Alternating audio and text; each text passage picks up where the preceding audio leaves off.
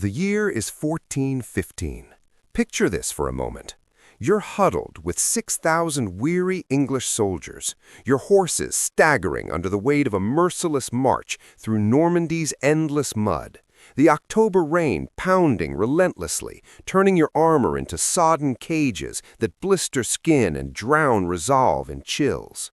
Your scouts race back with reports that turn blood to ice, not 15,000 French as dreaded, but 25,000 knights and men-at-arms stretched like an iron barrier across the field, a wall of plate and lances gleaming under the gloom. That's 4 enemies for every Englishman standing. The mathematics of annihilation are simple, brutal, and final. Yet in mere hours, 8,000 French will carpet the earth in death. The flower of French chivalry will shatter like glass. A young king racked by dysentery, his body failing from the flux that twists guts and weakens limbs, will forge victory from despair, defying generals' wisdom and divine decree itself. Consider those numbers once more, 6,000 against 25,000. The thread of England's throne in France frays to breaking, yet by dusk it hardens into steel. I'm about to reveal 3 things that redefine medieval warfare. First, the French leaders' tactical errors that chroniclers never foresaw. Second, why tourney-proven knights, armored gods of the field, scattered in terror. Third, the second when Henry V, his grip faltering from illness, raised a sword beyond his strength and bent fate. But the chronicles hide this dawn's truth. Henry V shouldn't command, let alone fight. His camp reeking of dysentery's foul grip, woolen gambesons soaked through, banners flapping limp in the wind, distant hooves thundering muffled through the mire. Chroniclers like those in the Gesta Henrici Quinti record the army's ruinous state, French overconfidence sealing their doom. Both sides agree on the hopeless odds. Military historians still can't explain morale's triumph over numbers. This David faces Goliath with Providence's hand. The rain falls harder. The field awaits. But here's what the chronicles don't tell you about that October Eve. Henry V wasn't meant to lead, much less battle. At 28, his frame hollowed by dysentery's relentless siege since Harfleur's fall, where weeks in fetid trenches bred the flux that twisted bowels, sapped strength from limbs, left men retching in the mud. His hands trembling from endless dehydration, yet closing with iron resolve around his sword's hilt, face ashen beneath a mask of royal steel. Physicians pleading rest as every dawn he defied collapse, rising like a specter against his body's betrayal. English chroniclers in the Gesta Henrici Quinti recording his impossible endurance. Opposing him stood the French command, Constable Charles d'Albret and Marshal Boucicaut, grizzled tacticians who'd forged unity from noble fractures through raw contempt for the English raiders, their host pulled from a realm in civil strife, yet swollen by feudal calls from Picardy fields to Burgundy's vines, coffers fat from land taxes, forces that had shattered invaders before, their mere shadow making outposts kneel without a shot. The imbalance wasn't mere tilt, it was absurdity. Paris buzzed with victory feasts planned, lords dispatching couriers to carve up English spoils, wagers flowing that Henry's venture crumbled in days. The odds weren't just bad, they were fatal. After Harfleur's grind, Henry's total strength scraped 6,000 souls, remnants of 12,000 invaders, carved down by cannon fire, starvation, and plague's scythe. Longbowmen hailing from Welsh hills and Cheshire vales, backed by threadbare footmen wielding bills and desperation. Against this ragged band loomed 25,000 French, 10,000 in gleaming plate as men-at-arms, 4,000 crossbow strings taut from Genoese hires, the balance mounted knights schooled in chivalric fury, lances that had pierced Saracen and Scot alike. English ranks sagged under hunger's bite and illness's fever, purses empty driving the desperate trek to Calais for bread and ships, strategy screaming evade pitched clash, seek the sea's escape. French voices like in Guérin de Monstrelet trumpet their host's vastness and swagger, Jean de Wavrin painting noble's bloodlust to crush the pretender. This 100 years tangle rooted in dynastic blood, Henry's claim staked on Salic law's twist, barring female heirs, a legal blade sharpened in Westminster halls. French flaws ran deep, command splintered among dukes like Orleans and Bourbon, egos birthing chaotic schemes, no single will to bind the steel. Yet Henry wove faith's thread, calling on St. George and heaven's crown, his divine right a banner against the storm. The rain drummed on. Doom approached. Inside the sodden English camp on October 24th, the War Council had unraveled into a storm of desperate whispers beneath relentless rain. Henry V, borne in on a litter, his body racked by dysentery's grip that left legs unsteady and every chill stabbing deeper into aching bones. Yet he demanded maps and strategy, refusing surrender to the flux that had felled stronger men.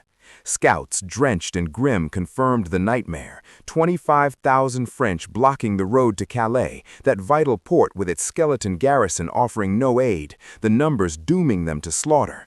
Advisors like Thomas Erpingham urged evasion through back trails. Others floated surrender terms to spare lives. Even battle-hardened veterans held tongues in silent dread. The tension snapped like a bowstring.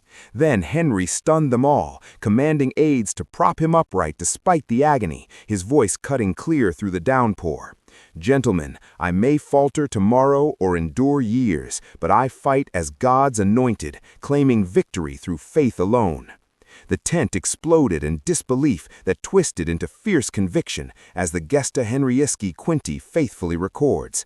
Knights dropped to knees in prayer, faith igniting where logic screamed folly, vowing to march not from the foe but straight into its jaws. The plan's madness staggered even allies, dragged sick troops across sucking mud to clash with a giant. Military historians still can't explain how the advance endured, men in waterlogged armor dropping from sheer fatigue, archers seeing phantoms through fever haze, longbow cords limp from endless wet, Henry himself seizing in spasms of pain, yet rasping "press on" with every breath. Meanwhile, the French sealed their doom with arrogance born of numbers, letting their host fan out for easy foraging, ranks loose and lazy, scouts brushing off English shadows as mere ghosts, nobles already squabbling over conquered estates, as Monstrelet chronicles, d'Albret hauling his treasury for a leisurely takeover. The French realm festered under mad King Charles VI, regency feuds between Armagnacs and Burgundians splintering command, no iron fist to weld the steel. English longbows outranged crossbows in lethal arcs, peasant yeomen from the marches facing haughty knights bred for glory. Supply lines starved the English, coin scarce forcing the Calais dash, French pride blinding them to proper scouts. The field narrowed between dark woods, a choke point ripe for strategy. Jean de Wavrin details the French disarray, mud's treachery accepted as the great leveler, bogging plate-clad elites. By midnight, the council dissolved in resolve. At dawn, scouts galloped back with fire in their eyes. By 6 o'clock, lines formed in the gloom. Mud clutched at boots like greedy hands. Banners sagged heavy under the drizzle. Horses foamed at bits from strain. The rain stopped. The field waited. French lines scattered from foraging, a fatal slip. Henry's genius positioned them in the defile, funneling assaults into death's maw, resolve spreading like wildfire through ranks. October 25th dawned gray and damp, a veil of mist clinging to the Picard fields like a shroud, and French scouts had blundered fatally by missing the English approach, a lapse that would doom thousands before the sun climbed high. At 6 o'clock, Providence delivered its first boon, or perhaps it was Henry's keen eye for the land, as English scouts, natives to these furrowed plains, raced back with reports that straightened slumped shoulders. The French weren't arrayed for war, but sprawled over miles like conquerors at leisure, foraging parties plundering villages, wagons left naked without guards, horse lines tangled and loose, the whole host mimicking a careless caravan rather than an army braced for blood. Thomas Erpingham spurred to Henry's side, his voice a mix of awe and dread. "Sire, God hands them to us."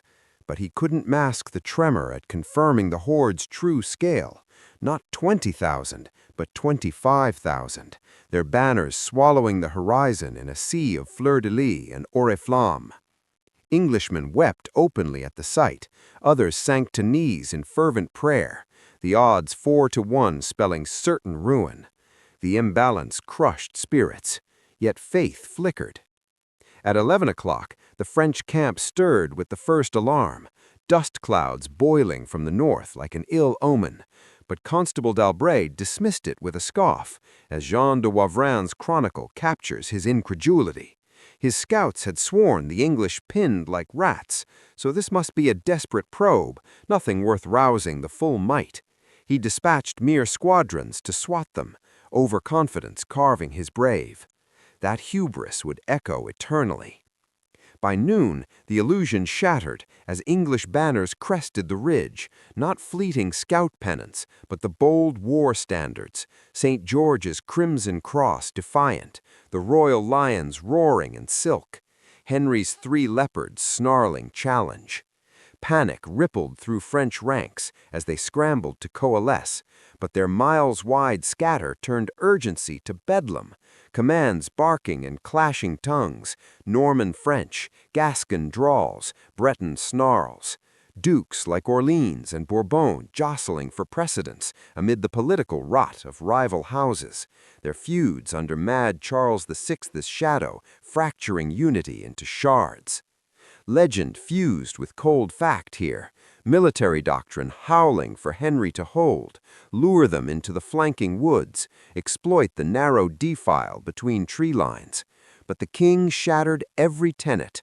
Never assail a superior foe on open ground, never stake all when outnumbered so grotesquely.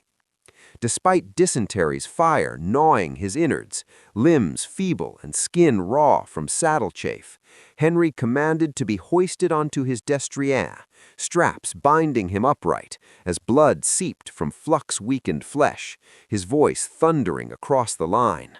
"Brothers, David slew Goliath with faith. We face 25,000 with God." The French elite, tourney-tempered knights who jousted without fear, froze in their plate, eyes wide at 6,000 ragged invaders forming ranks against 25,000. It wasn't battle, it was ritual death. D'Albret fumbling his baton in shock, his leadership crippled by noble egos that bred disorganized plans. Then Henry spied what French pride had blinded them to, the plowed earth, sodden from nights of rain, its deep furrows a labyrinth that would channel flight into deadly snares, mud clutching at armored boots like iron chains. "Folly," d'Albret growled, bellowing for lines to hold, but precious minutes bled away in the chaos. At exactly 2 o'clock, Henry's hand rose, a signal like judgment, archers knocking bodkin points, longbows creaking under strain from yew-staves that outranged Genoese crossbows by deadly yards. 2 o'clock struck with heaven's fury. English archers unleashed in unison, arrows hissing skyward to blot the light like a locust swarm, descending on the French center with the clamor of hail on tin roofs, piercing mail and plate where longbow power mocked armor's myth, as the Gesta Henrici Quinti exalts the storm that felled hundreds in breaths. But the true thunder wasn't the barrage, it was the advance, archers defying creed by stepping forward after loosing, driving deeper into range, Henry's dismounted knights surging behind to pry open wounds in the line. The assault devoured yards and heartbeats, war cries of God and St. George swallowing French orders, the ground a quagmire sucking at boots, social chasms yawning as yeoman archers, despised peasants, tilted the scale against haughty nobles whose ransoms glittered as economic prizes. At 500 yards, French crossbows spat futile bolts, outmatched in speed and reach, arrows claiming knights who tumbled in heaps, horses shrieking as shafts found flanks.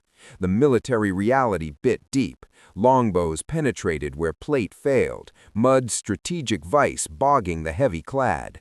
At 200 yards, raw terror dawned on French faces, these English no mere soldiers, but zealots courting martyrdom, their faith-fueled charge an avalanche no levy could halt. 2:15 unleashed the first miracle, the French center, 10,000 elites in burnished steel, buckling like reeds, bogged to their knees in the mire that slowed their splendor to a fatal crawl. Physics rebelled here, the equations of war inverting as mud devoured momentum. Yet something transcended logic. English mounts, gaunt from starvation and march, exploded forward like demons unleashed, one riderless charger, its master arrow-slain, barreling through a squadron, hooves crushing helms and spreading chaos like plague.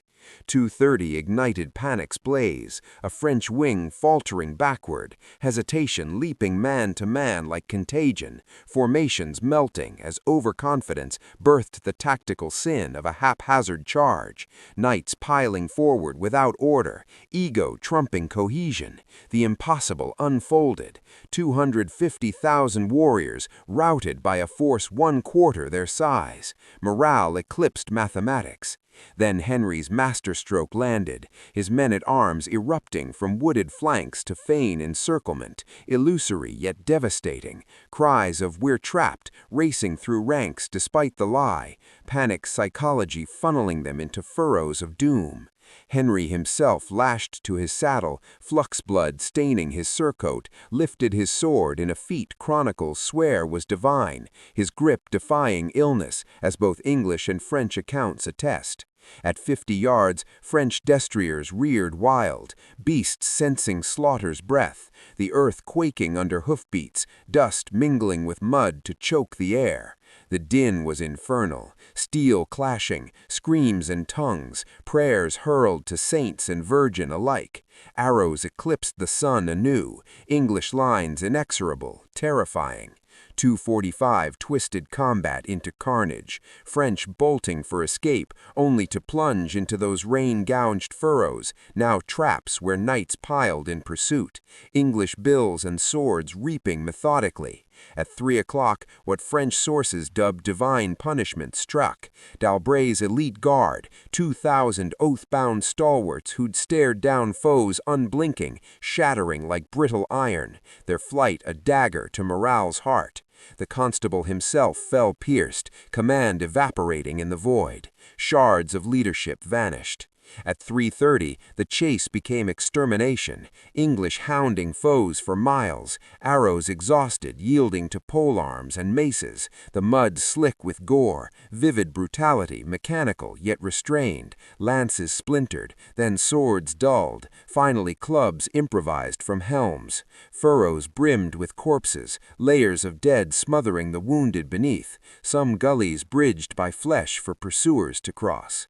Historians grapple with this endurance. How did influx-ridden men sustain the hunt, their starved horses outpacing fresh steeds? Chroniclers proclaim God's vigor infused them, even Monstrelet conceding it as heaven's scourge on pride. Wavrin paints the French turmoil, noble rivalries exploding in blame amid rout. 4 o'clock etched haunting tableau, the pursuit faltering only as English mounts dropped, hearts bursting from the feet. Henry, agony etching lines beneath his helm, orchestrated the end with unwavering voice, crediting God in whispers that boosted sagging spirits. By 4:30, the field lay carpeted for 3 miles, bodies heaped like harvest shocks, weapons scattered like broken oaths, banners trampled into bloody rags. The toll defies belief. From 25,000 French at dawn, 6,000 to 10,000 slain, as tallies from Britannica and steadfast histories affirm, while English losses scraped 400 to 600, a fraction that preserved their core.